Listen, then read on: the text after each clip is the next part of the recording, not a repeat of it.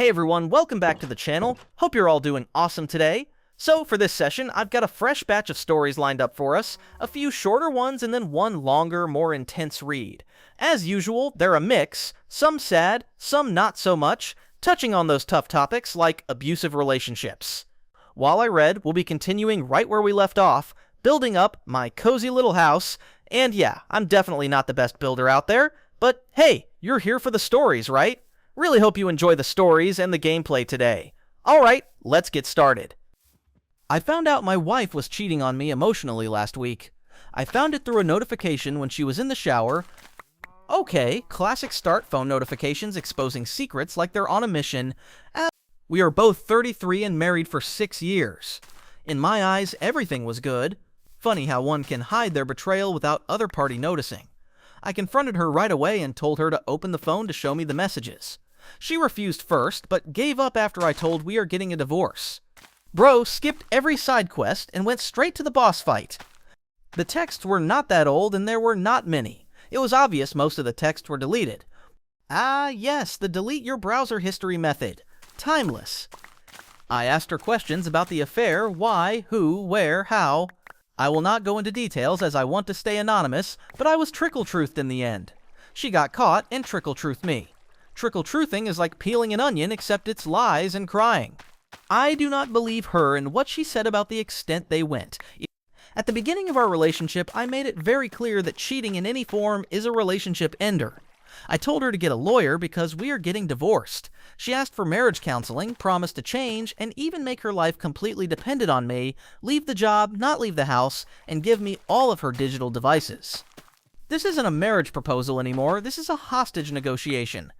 I told her where marriage counseling would help was before she decided to have an affair. We could go to marriage counseling and solve the problem there by talking whichever problem she had. Instead, she went on to have an emotional affair and made sure to actively hide things from me by deleting texts and trickle-truthing. I reminded her my boundaries and what I told her about them in the beginning of the relationship. Honestly, Guy set the rules in the tutorial level and stuck to them. I will hand the divorce papers to her this month, and she is telling me to reconsider. Am I the AH in this situation? So, yeah. My dude hit her with the emotional "you broke the terms of service" and dipped. I don't think he's the AH here, more like the only one who read the contract. 10-10 plot twist, zero patience for nonsense, respect. Alright, next up we got someone who's been living out the creepiest side quest in every RPG, snooping through people's closets on purpose. So, I've been a house sitter / dog watcher for a number of years. It's truly easy money. I'm excellent at what I do. Odds are your place will be cleaner than when you left for your vacation or work trip. I'll collect your mail and organize it by the date it was delivered. Wash all my towels and bed sheets. Never have guest over, etc., etc. However, unknown to you and every person who has let me house sit, I'm going to go through your things. Bro really said I'm responsible but also a villain. Specifically your clothes.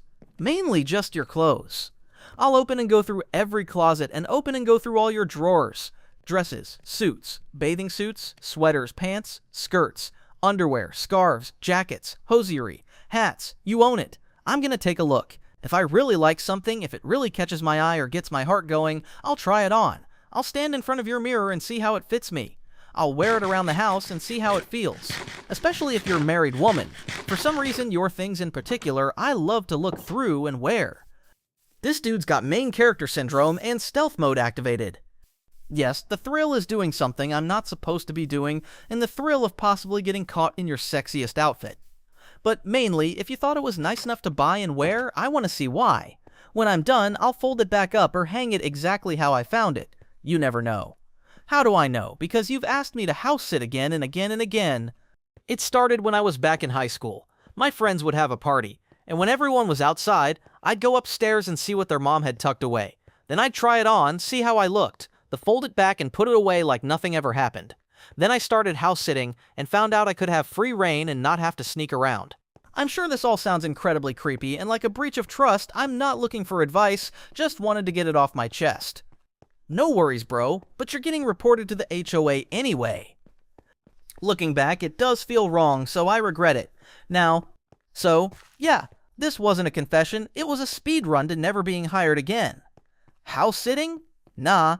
More like House Snooping Deluxe Creeper Edition. This ain't even Am I the A-hole? This is You're a Whole Netflix doc waiting to happen. Alright, next one. Emotional damage incoming. Family lies, a dead dog, and the kind of holiday drama you wish was fictional. Hey guys, I 30F have been struggling with mental health issues since my 20s. I've gone to the therapist on and off for years, and take medication. I've recently reconnected with my sister Beth, 28, who I've had a tumultuous relationship in past. I aimed all my anger at her while living at home. It was toxic, and I've taken accountability for my mistakes. I should note that Beth has been on limited contact with the family for at least a year now due to her own issues with our mom. Anyway, my sister and her boyfriend Peter, 28, came over for Xmas lunch, and we had some really good healing conversations. Healing moment? That's never a good sign in Reddit land. Eventually, the topic of the family dog Jess came up. I asked if she was there when she got put to sleep. She was 16 and not eating, and this was about 4 years ago. Now for my side, I saw Jess on the Saturday and knew she was on her way out, so I made sure to say goodbye. On the Tuesday, I was told she got put to sleep, and the reason I wasn't invited to be there was it was a last-minute appointment with the vet, and they would have missed it had they waited for me. I lived 40 minutes away at the time. Beth gives me the bombshell that that was a lie. According to her, the appointment with the vet was made on the Monday, so there was plenty of time. Why? The reason I wasn't invited by my parents to be there was because I would have made the whole day about me, and my emotions would have been too much. Well, as you can expect, I was livid. Beth provided video of Jess getting pets and treats early on the Tuesday morning, which also cleared up a lie that my mom told me that Beth was working during all this. Beth felt terrible for telling me, and felt terrible back then, but we weren't talking at the time. Beth asked I not tell Mom and Dad. I know, because it would make things worse on her end with the parents. I've gone no contact with my parents as this was my final straw with them. There's a lot. The thing is, I feel like I want to tell them I know, so it gives them a chance to explain what happened. But at the same time I can't, because Beth is going through the motions on her end and doesn't need any more backlash from our parents. What do I do? Honestly, this one just hurts. Like, no Minecraft joke here, just parental NPCs fumbling hard. I'd say don't break Beth's trust, but if you do, do it with splash damage and a well-timed potion of truth. Next one's a spicy combo of wanderlust and breakup energy. Let's talk solo travel epiphanies. I, 24F, just completed my first solo backpacking trip, 3 weeks in Central America. It was the best experience of my life so far. Translation, I saw life outside the relationship and it slapped. However, it left me with time to reflect on my current relationship. We've been together for 3 years, and while my partner 24M treats me well, he prefers his comfort zone and isn't interested in this type of travel. Bro said nah to Central America and yes to the couch. After this experience, I realized that I crave a partner who shares my enthusiasm for new experiences and personal growth. I bring it up all the time and finally got sick of asking, so I went alone. Now that I've experienced it, I'm wanting to go backpacking with a partner who is as open-minded as I am, or by myself without the ties of someone back home who doesn't care about my travel stories. I'm realizing that it's a huge value for me to be open and constantly explore new things. I don't believe he is growing at my pace. I'm wondering, has anyone returned from a solo travel trip and completely changed the way they view their partner, or ended a relationship over the realizations made on your trip? How's your relationship now? Honestly, no one's the AH here. It's just what happens when one of y'all levels up and the other's still looting starter chests. Go live your best DLC life, queen. Alright, next up, we've got money, cars, and a boyfriend who might be confusing support with sponsorship. Title might sound like duh, but I am known to see red. It's throwaway account, because he knows my main. So I recently came into some money, not lottery level, but enough that I can finally afford to take care of a few big things, like getting a decent car and paying off some debt. It was around 20K from a bet I won on stake. Right now, I drive a complete rust bucket. It runs but barely. My boyfriend's car is older too, but it's in much better shape than mine. No issues, just not flashy.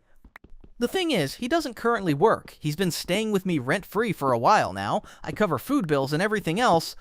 Sounds like he's living on peaceful mode while you're speedrunning life on hardcore. I've been okay with that because I make enough, and I do care about him. But as soon as he found out I came into money, his first reaction was that we should upgrade our cars, not just mine, ours, as in he wants a new car too. When I told him I was going to focus on replacing mine, first he got kinda sulky, said I never think of us as a team and that I wasn't being generous. Man's out here trying to guilt trip his way into a Tesla. For the record, I never said I wouldn't help him with things down the line, but right now I need a car that won't fall apart on the motorway. Since then, he's been kind of passive-aggressive about it, making comments like, must be nice to have money and only think about yourself. Buddy, you're driving her generosity and still mad you didn't get upgraded to co-op mode. It's making me question things, and I honestly don't know if I'm overreacting by being annoyed. Like, am I being selfish, or is this a red flag that he feels entitled to something just because I came into some luck? AIO for holding my ground on this one? Nah, OP's not selfish, she's just tired of dragging a grown man around like dead weight. Dude saw you won money and thought it came with DLC for him. Red flag unlocked. Okay, last one. We've got fragile egos, stove-side tickle fights, and a guy who straight up refuses to admit the sky is blue. Initially, things were swell. I thought he was the kindest, gentlest man I ever had known, and he has truly been very supportive of me. However, pretty early on, I started noticing he had some odd reactions to very minor conflicts, and that he wasn't able to admit when he was wrong.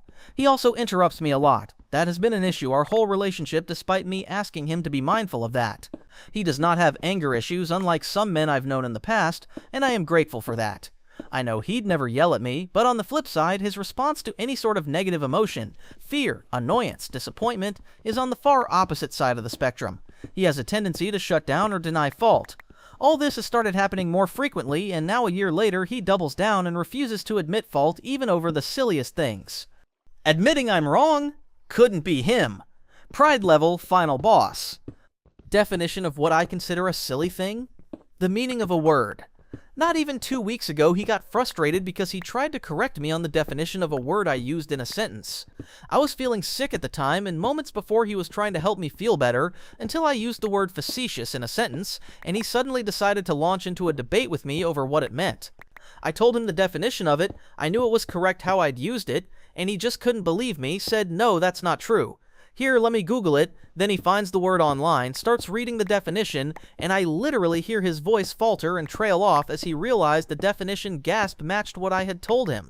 Rather than admit to it with an oops, my bad, actually you had it right, which is what I do if I'm wrong, he doubled down saying that he had been thinking of another term, and that technically speaking, with his train of thought, he had it right. I was too exhausted to argue because I was sick, but I was very frustrated because he was flat out incorrect and just couldn't admit that I knew what the word meant. I've tried repeatedly to talk to him about stuff like this, and frankly, I'm exhausted. I'd like a serious opinion from y'all on if this is something that someone can actually change, or if I'm disrespecting myself by sticking it out. He's got a hold of my heart, so this is very hard for me because I don't just want to walk away, but also am not sure if I have the patience to see if he changes. Some of the most significant things that have stuck out to me. Once I was cooking over the hot stove and had a hot pan in hand. No, that's not quirky. That's how you get third-degree burns in a breakup.